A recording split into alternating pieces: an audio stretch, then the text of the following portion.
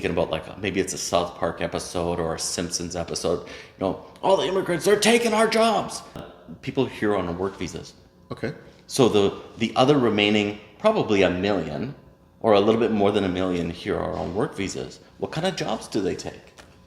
Now we talked about people coming to Canada and challenges coming here. Yeah. If they're a nurse, a doctor, an engineer. Yeah. Those licenses might not transfer over Sure. as easily. Yes. So I want to just quickly highlight where are they working and how much are they working. So off the top, they work less hours typically than Canadians, than permanent residences. Okay. Like 80% of Okay. the hours. Okay. So it's considerably lower. Yeah. And I'm just thinking like, keeping track of the market and what is the unemployment rate?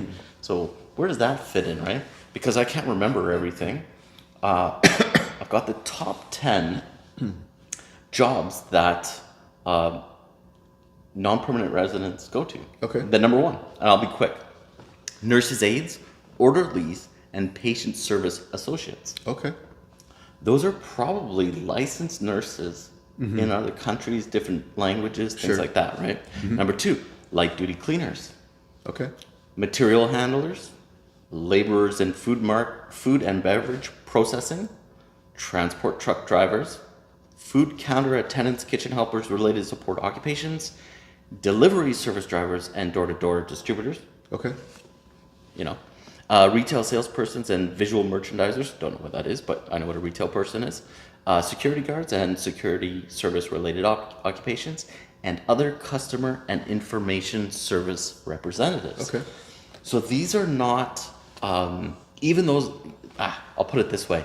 Many people come here that are overqualified for the positions that they work in. Yes.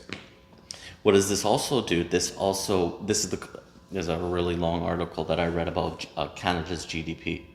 So, because these are typically lower paid work than what they might be qualified for back in their home countries, it reflects on a lower GDP per capita in Canada. Okay. I'm not sure exactly how that's counted in unemployment numbers. Sure. But that could also be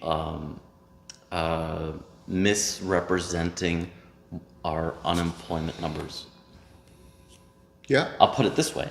So all of these categories that are the top 10 categories, you need certain qualifications, and now we're short skilled work, licensed work that we still see an unemployment rate of somewhere between 5 and 7%, Yeah. depending what area we might be talking about. Yeah.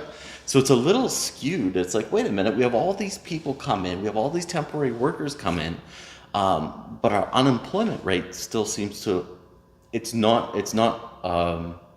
higher than, let's say, 2018, 2019. Obviously, 2020 took a huge dip, Right. and then during COVID, it kind of went up a little bit, and then it's kind of subsided, and now it's starting to increase a little bit. But we have two things happening at the same time. We have highest immigration levels, temporary workers, and then we have our unemployment rate slightly going up. I know all the baby boomers haven't retired yet, Right. but there is an exodus of skilled work. Yeah.